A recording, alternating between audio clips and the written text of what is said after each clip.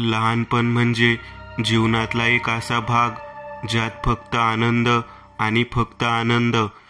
तणाव म्हणजे काय हे असलं काही माहीत नसतं. तो काळ फक्त जगण्याचा, नवीन गोष्टी शिकण्याचा, मैत्री घट्ट करण्याचा, आणखी खूप काही. पण हे खूप कमी काळासाठी असतं. हे जर माहीत असतं तर कधीच मोठे झालो नसतो. न गरिबीची निराशा, न श्रीमंतीचा माज, फक्त आणि फक्त सैर मन. हा सगळा आनंद कुठेही न मावणारा. कदाचित देवानेच तसं गणित मांडलं आहे, कारण नंतरचा प्रवास किती वेदनादायी असतो ते आपण सर्वांना माहीत आहे. त्या वेदनेचं नावच पुरेसं आहे, संघर्ष, जो आपल्याला कर्म करण्यासाठी प्रवृत्त करतो. कर्मानुसार आपल्याला फळ मिळते. मग तो मनुष्य की प्राणी, सर्वांना न्याय समान आहे. म्हणून तर वाटतं की विज्ञान एवढं पुढे गेलं आहे, अशी कुठली मशीन का नाही आहे जी आपल्याला परत आपले लहानपण दाखवेल. कारण या रोजच्या संघर्षाने जीव वैतागून गेला आहे. हे सगळं मी माझ्या अर्धांगिनीला मागचे 2 तास झाले सांगत होतो. शेवटी तीही वैतागून गेली. मी वैभव माने, मी एक शिक्षक आहे. सुट्टीचा दिवस होता आणि मी असंच बाहेर अंगणात बसून समोर खेळणाऱ्या मुलांना बघत होतो. सोबत माझी जीवनसंगिनी नेहाला सांगत होतो. आणि मध्येच मी जरा जास्तच बोलून गेलो. ती मला म्हणाली, अहो, तुम्ही काहीतरी आंब्याविषयी सांगणार होतात ना? अगं हो, सांगतो, थांब. खरं तर आमच्या घरासमोर एक आंब्याचं झाड होतं आणि काही मुलं तिथे सूरपारंबी नावाचा खेळ खेळत होते. ते बघून मला एक दिवस माझ्या लहानपणीचा किस्सा आठवला. खरं तो काही चांगला दिवस नव्हता. मी तो किस्सा विसरूनच गेलो होतो. पण या मुलांना बघून ते सगळं घडलेलं मला अचानक आठवलं. तेवढ्यात नेहाने मला डिवचले आणि रागात म्हणाली, अहो कुठल्या धुंदीत आहात? सांगणार होतात ना काहीतरी? हो. आणि मी सांगू लागलो. खूप वर्ष झाली या घटनेला. मी माझं लहानपण अगदी मजेत जगत होतो. रेवडी माझ्या गावचं नाव होतं. अगदी शेती प्रधान गाव. माझ्या गावातला मुख्य व्यवसाय शेतीच होता. त्यामुळे धनधान्याची कमतरता नव्हती. माझ्या गावातले मोठे जमीनदार लोक बागायत शेती करत होते. मला फळ वगैरे खरेदी करून खाण्याची कधी गरज भासली नाही, कारण गावात सगळे फळ उपलब्ध असायचे. फणस, जांभूळ, ऊस, बोर, डाळिंब आणि आंबा सगळं ज्या त्या मोसमात खायला मिळायचं. माझे बाबा एका जमीनदाराकडे त्याच्या शेतात कामाला होते. आमची परिस्थिती तशी गरीबच होती. आई पण रोजंदारीवर शेतात कामाला जात असायची. मी शाळेत. आता त्या वयात शाळा म्हणजे आमच्या डोक्याचा एक तापच होता. फक्त तेवढं सोडून माझं मला दुसऱ्या कुठल्याही गोष्टीचा कंटाळा येत नसे, कारण त्यावेळेस शिक्षक जरा जास्तच कडक असायचे आताच्या शिक्षकांच्या तुलनेत. म्हणजे आज नुसतं आम्ही एखाद्या विद्यार्थ्याला नुसती एक छडी जरी मारली तर त्याचे पालक अगदी आम्हाला नोकरीवरून काढून टाकेल असं भाकीत देतात. त्यावेळेस सगळं वेगळं होतं. उलट आमचे पालक येऊन शिक्षकांना म्हणायचे, मेला तरी हरकत नाही पण शिकला पाहिजे. म्हणून आम्ही जरा धाकातच असायचो. म्हणजे शाळेत उशीर आलं की मार, अभ्यास नाही केला की मार, पाढेपाठ नसतील तर मार, वर्गात कल्ला केला तर मार. म्हणून मी अगदी घाबरून जायचो. दिलेला अभ्यास पूर्ण करायचो. माझे मित्रही माझ्या नादाने हे सगळं पूर्ण करायचे. अगदी नेहा, मी तुला माझे शालेय मित्र कोण होते हे सांगितलेच नाही. विसरूनच गेलो. आमची 5 जणांची टोळी होती, मी धरून. अगदी जिवलग, म्हणजे प्रत्येक गोष्टीत सोबत. मग ते काहीही असू दे, शाळा असेल किंवा दुसरं काहीही. माझे मित्र म्हणजे नग होते, नग. काय सांगू तुला. अगदी करामती होतो आम्ही. रामू, किशोर, गोकुळ आणि ओम हे त्या 4घांची नावे होती. अगदी घट्ट मैत्री होती आमची. रामू तसा साधा भोळा, पण प्रत्येक गोष्टीत लक्ष देऊन काम करणारा. किशोर आमच्या सगळ्या शरीरयष्टीने मजबूत असणारा. त्याच्यामुळे आम्हाला शाळेत कोणीही सतवत नव्हते. गोकुळ एकदम करामती, टिंगल टवाळक्या करण्यात पटाईत आणि ओम शाळेतील मुलींचा ऋतिक रोशन, दिसायला एकदम छान, घारे डोळे, गोरा रंग आणि शांत स्वभाव. राहिलो मी या सगळ्यात फक्त अभ्यासात हुशार. आमची मैत्री इतकी गाजली होती की एकटं चालत असलं तर गावातले लोक म्हणायचे, बाकीचे 4 दलिंदर कुठे आहेत. पण आमच्या मैत्रीला कोणाची नजर लागली काय माहीत, त्याने कोणालाही जिवंत सोडलं नाही ग, कोणालाही नाही. त्या दिवशीपासून मी आतापर्यंत एकटा आहे. एवढं सांगताच माझ्या डोळ्यांना अश्रू अनावर झाले आणि मी रडू लागलो. नेहाने मला सांत्वन देत, शांत हो, आधी स्वतःला सांभाळ, सगळं ठीक आहे. मीही स्वतःला सावरून तिला म्हणालो, पुढे ऐकत आहेस की जेवण करून बाकीचं ऐकायचं आहे. नाही, मी जेवण नंतर करेन. मला हे जाणून घ्यायचं आहे की तुमच्या मित्रांना असं काय झालं की तुमचा एकही मित्र जिवंत राहिला नाही. नेमकं काय कारण आहे. मी होकार देत म्हणालो. उन्हाळी दिवस होते. होळी नेमकीच झाली होती. आम्ही सगळे रंग खेळून गावच्या बाहेर एक तलाव आहे तिथे आंघोळ करायला गेलो. आम्ही सगळ्यांनी आंघोळ वगैरे करून घेतली. तेवढ्यात गोकुळला एक माणूस खूप सारे आंबे घेऊन जाताना दिसला. ते पाहून तो आम्हाला म्हणाला, अरे आंब्याचा मोसम आला का र? होय, अरे बोला की. मी म्हणालो, अरे हो, उन्हाळा सुरू झाला की आंबे आले असतील सगळीकडे. किशोर म्हणाला, ते काही पण असू दे, मला आंबे खायचे आहेत. मी तर त्या माणसालाच मागणार आहे जाऊन, आणि जर का नाही दिले तर हिसकावून घेईन, पण आज मी आंबे खाणार. अरे हो, पण कशाला उगाच दुसऱ्याला त्रास, आपण बघू दुसरीकडे कुठेतरी. ओम काही न बोलता शांतपणे आमचं ऐकत होता. त्याला काही घेणं देणं नव्हतं. यापासून वादविवाद चालू होता. तो फक्त आमच्या तिघांमध्ये. खूप वेळ विचार केला आणि गोकुळ म्हणाला, चला आमराईमध्ये जाऊ. मी म्हणालो, कोणती? ती आमराई जी गावाबाहेर आहे, तांदळवाडी रोडला आहे. हो तीच. तिकडे आपल्याला गोड गोड आंबे खायला मिळतील आणि घरी पण आणूया थोडेफार. मी म्हणालो, खुळा आहेस की काय? माहिती आहे ना तिकडे जायचं नाही म्हणून सांगितलं आहे घरच्यांनी आपल्याला. किशोर म्हणाला, कोण येणार आहे र? तू पण म्हणतोयस. असू दे कोणी बी, बघून घेऊ. पण आज मी आंबे खाणार म्हणजे खाणार. बस, विषय संपला. तेवढ्यात नेहाने विचारले, हे आमराई काय आहे? बघ, आमराई म्हणजे जिथं खूप सारे आंब्याची झाडे लागोपाठ आहेत त्याला आमराई म्हणतात. ती म्हणाली, ठीक आहे, आणि पुढे सांगू लागलो. गोकुळ म्हणाला, कोण कोण येते माझ्यासोबत सांगा. मी म्हणालो, मी नाही येणार, तुम्ही या जाऊन. ठीक आहे, राहा इथेच भित्र्या. किशोर तर तयार होता आणि ओम तर त्याचे प्रेमपत्र लिहिण्यात व्यस्त होता आणि ते तो घरी लिहू शकत नव्हता. मग काय, तो पण निघाला त्यांच्यासोबत. ते लोक तसेच तलावा करून ते आमराईकडे निघाले आणि मी वापस घराकडे. पण मला कुठे करमत होतं त्यांच्याशिवाय. आणि काय, फिरवली सायकल, गेलो त्यांच्या दिशेने सूर लावत. थांबा रे, थांबा, अरे मला पण येऊ द्या. त्यांना आवाज ऐकू गेला आणि ते थांबले. तेवढ्यात किशोर म्हणाला, अरे हे भित्र कसं काय आलं वापस? गोकुळ म्हणाला, मला माहित होतं येणार तो नक्की. त्याला नाही रे करमत, आपण जर सोबत नसलो तर. तेवढ्यात मी त्याला गाठलं आणि त्यांच्या सोबत चालू लागलो. किशोर म्हणाला, 4 वाजत आलेत, चला लवकर, आपण अजून दूर आहोत, पुन्हा उशीर होईल, चला बरं लवकर.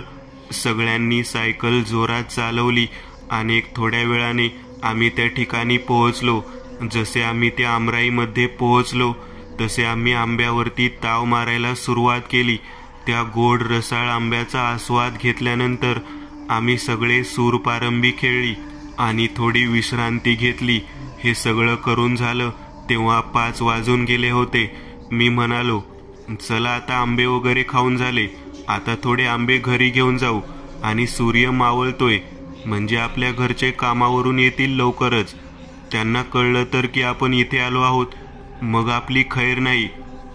चला मग, गोळा करा जेवढे होतील तेवढे आंबे. सगळ्यांनी ठीक आहे असा प्रतिसाद दिला. आणि पटापट सगळे आंबे गोळा केले आणि तेवढ्यात पूर्ण अंधार पडून गेला आणि आम्ही निघणार तेवढ्यात विजा कडकडू लागल्या आणि जोरात पाऊस सुरू झाला.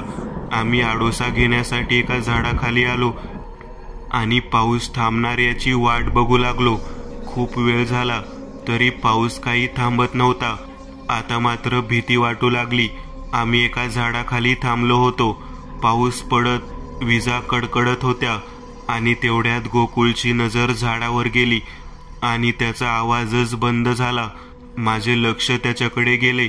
मी त्याला विचारले, अरे काय झालं, बोल ना किशा. अरे बघ ना याला काय झालं. त्याला बोलता येत नाही आहे. किशोरने त्याला विचारले, काय झालं रे. त्याने बोट वर केले.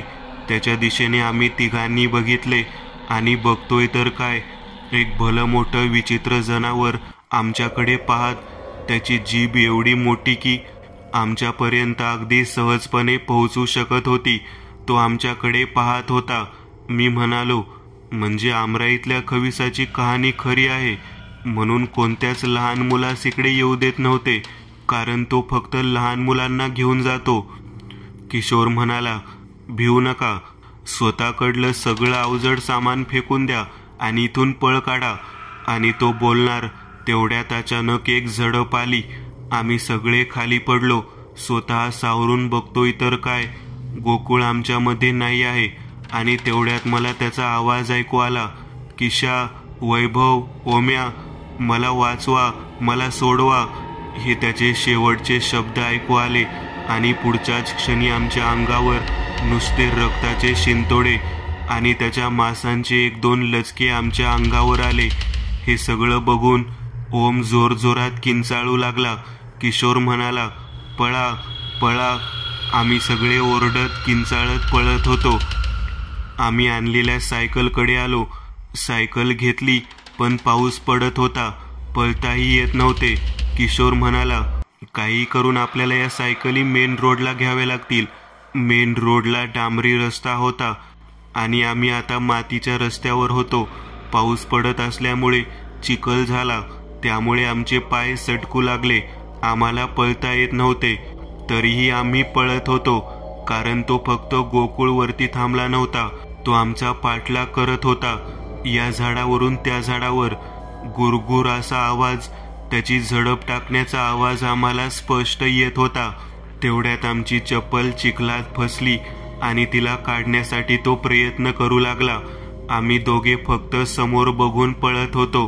इकडे जशी ओमने चप्पल काढली आणि समोर बघितले आणि त्याचा जीव जागीच गेला, न काही करता, कारण तो अगदी त्याच्या समोर उभा होता, जिबळ्या लाटत, जणू आता त्याला रक्ताचा वास लागला आहे. त्याचे रूप इतके भयानक होते की नुसतं त्याला बघून त्याने जागीच जीव सोडला. आम्ही कसे बसे मेन पर्यंत आलो आणि मागे बघतोय तर ओम नाही दिसला आणि आम्ही समजून गेलो. किशोर म्हणाला, चल आधी इथून. आम्ही एक सायकल मेन रोडला आणली आणि दुसरी आणतोय तसं त्या खविसाने एका झडपीत आम्हा दोघांना पकडले. पण किशोर जरा बळकट असल्याने त्याने मला सोडले. किशोर त्याच्याशी झुंज देत होता. ज्या वेळेस तो थकला त्यावेळेस तो मला म्हणाला, पळ, मेन रोड जा, सायकल घे आणि कसंही करून पाण्याच्या टाकीच्या पुढे निघून जा. हे त्याचे शेवटचे शब्द होते. त्याने जसे सांगितले तसे मी केले. पण मी घरी आलो नाही. तसाच सायकलवर या शहरात आलो. त्या दिवसापासून मी घरी कधीच गेलो नाही आणि त्या गावातही कधी गेलो नाही. त्याने एकालाही सोडले नाही. मीही त्यांना वाचवू शकलो नाही. एवढं बोलून मी सांगायचे थांबलो. दुसरा अनुभव, नव्या लग्नाचं इतर. मी आणि माझे काही मित्र, आम्ही आमच्या गावचे प्रसिद्ध गावगुंड. सोप्या भाषेत बोलायचं म्हणजे काम नसलेले, शिक्षण नाही, नुसतं सकाळी उठायचं, गिधाडासारखं खायचं, बाकीच्या दलिंदरांना फोन करायचा, गावभर फिरायचं, गुटखा आणि सिगरेटचं तोंडपाणी करायचं आणि गावच्या कट्ट्यावर बसायचं. आम्ही एकूण 3 जण, मी, दीपक, बबलू, माझं नाव ऋषी. हा आमची त्रिमूर्ती.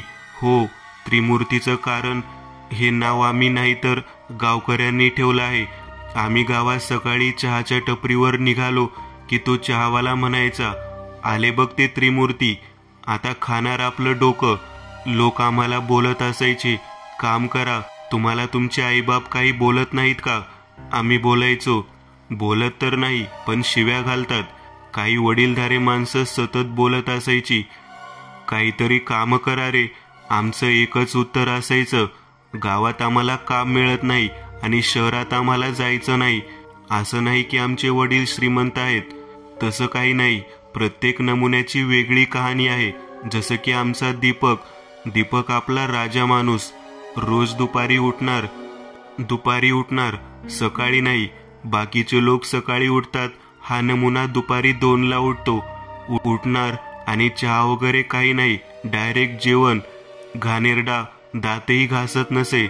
जेवण करून आंघोळ करायचा आणि उगाच अर्ध्या तास फेसबुक बघत बसायचा. कपडे वगैरे घालायचा. गुटखा खाण्याची सवय त्याला. यायचा आमच्याजवळ. मग तिथून पुढे त्याचा दिवस चालू व्हायचा. दिवसभर फिरणं झालं की रात्रींसाठी आमच्याकडून 1-2 पिक्चर आणि गुटख्याच्या पुड्या घेऊन जायचा आणि 4 वाजता झोपायचा. असं त्याचं चाललं होतं. आम्ही कधी विचारलं की काय एवढा उशीर का उठतो? तो बोलत असे, लवकर उठलो तर बाप शिव्या देतो, म्हणून बाप कामाला गेला की मी उठतो. घ्या, आता काय बोलायचं. असेही आमचे मित्र. एक दिवस आम्ही सगळे नेहमीप्रमाणे कट्ट्यावर बसलो होतो, अशाच गप्पा गोष्टी करत. तेवढ्यात बबलू म्हणाला, खूप दिवस झाला आपल्या गावात कोणाचं लग्न झालं नाही राव. किती दिवस झाले डीजेवर नाचलो नाही आपण. कसली मजाच नाही यार. दारू नाही पिली किती दिवस झाली. काही नाही, खूप बोर होतं ना. मला कुठेतरी बाहेर जाऊ वाटत आहे यार. खूप कंटाळा आला या गावात. तेवढ्यात मी म्हणालो, बाहेर जायला 1 रुपया तर आहे का रे तुझ्या खिशात? विनोद झाला आणि सगळे हसू लागले. पण नाही यार, तो बोलताय ते खरंच आहे. एक परी, खूप दिवस झालं मज्जाच नाही. मला तर आठवतं मी शेवटचा नाचलो होतो, गणपती विसर्जनाच्या दिवशी. तेव्हापासून काहीच नाही. यावर त्या दिवशी तो विषय संपला आणि आम्ही घरी आलो. दुसऱ्या नेहमीप्रमाणे दीपक दुपारी आला आणि कट्ट्यावर बघतो तर कोणीच नाही. त्याने मला फोन केला आणि म्हणाला, आहेस कुठे? मी इथे चहाच्या टपरीवर. बबल्या पण सोबत आहे माझ्या. का रे?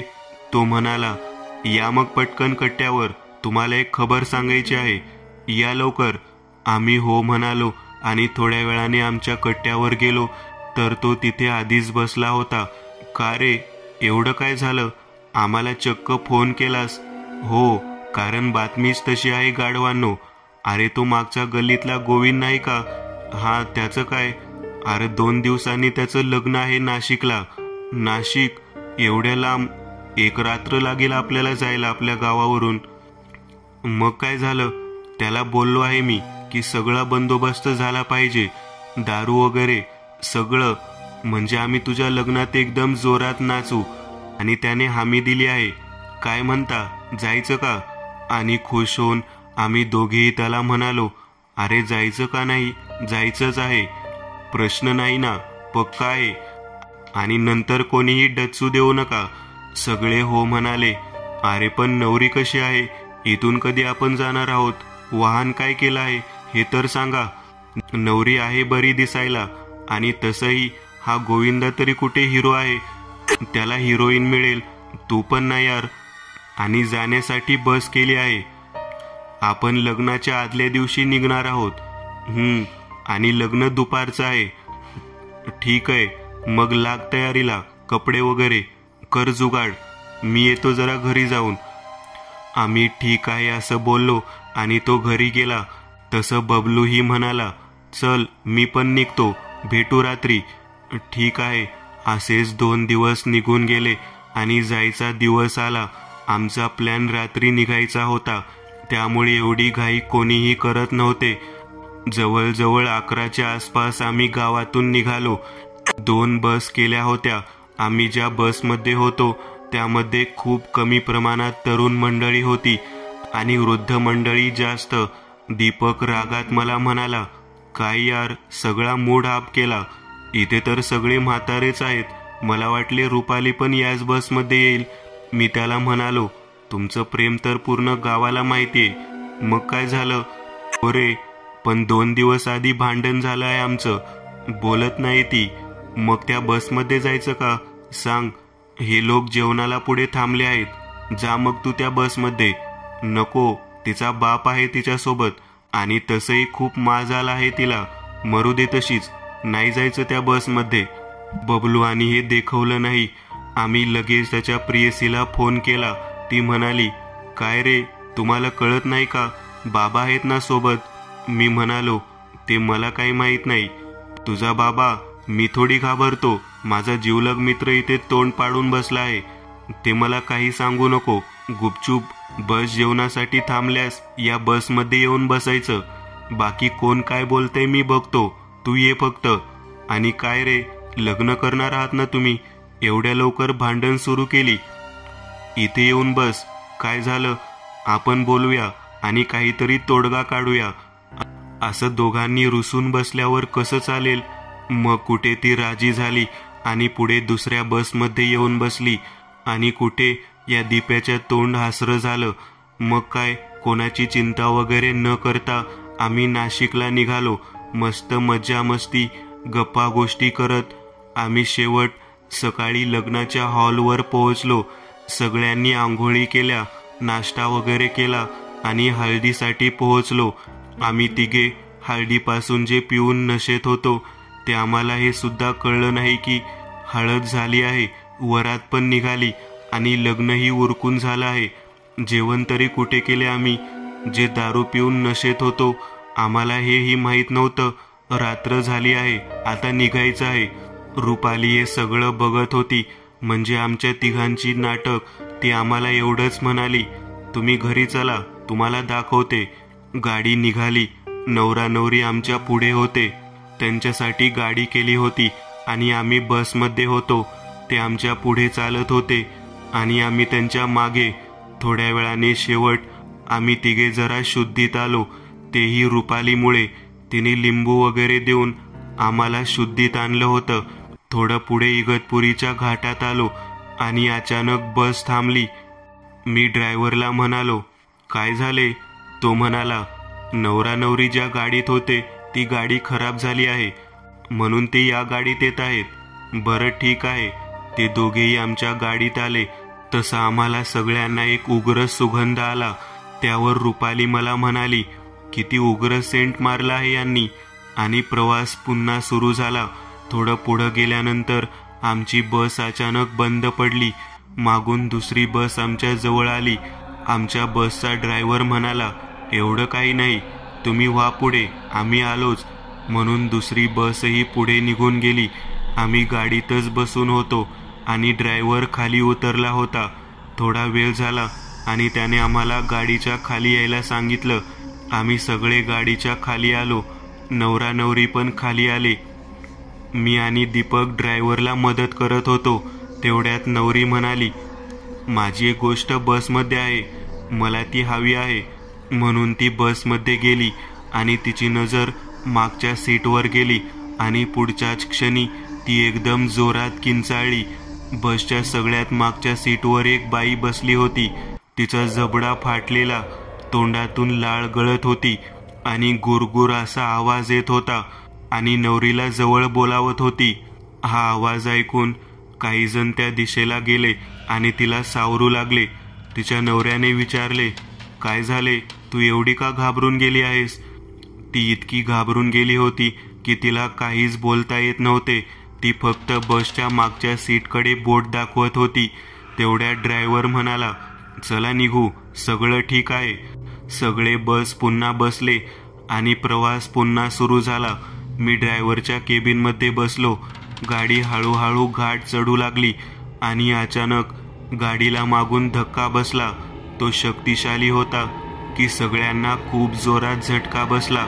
तरुण लोक कमी होते बसमध्ये. म्हणून मी ड्रायव्हरला म्हणालो, सावकाश चालव. ड्रायव्हर म्हणाला, गाडी चढाल आहे त्यामुळे आधीच गाडी सावकाश आहे. मी चालवतो बरोबर, कारण त्याने ओळखून घेतले होते की बसला धक्का कोणी दिला आहे. आणि पुढच्याच क्षणी गाडीच्या साईड ग्लासमध्ये त्याला एक विचित्र आकृती दिसली. ती आकृती गाडीचा पाठलाग करत होती. त्याने आता गाडी जोरात चालवायला घेतली. तोही खूप घाबरून गेला होता, पण कितीही केलं तरी गाडी गती पकडत नव्हती. गाडीला सारखे सारखे धक्के बसत होते. आता मात्र सगळे घाबरून गेले होते. तेवढ्यात एक आजी उठली. कशीबशी तोल सांभाळत ती नवरीजवळ आली. तिला आणि सगळ्यांना म्हणाली, घाबरू नका, मला माहित आहे कोण आपल्याला त्रास देत आहे. आजी नवरीला म्हणाली, तुझ्या जवळची इतरची बाटली मला दे. मला माहित आहे तू तेच लावून आली आहेस. तुला खूप बोलावंसं वाटत आहे, परंतु आता वेळ नाही आहे. दे पटकन ती बाटली माझ्याकडे. आणि नवरीने तिच्या जवळील इतरची बाटली त्या आजीला दिली.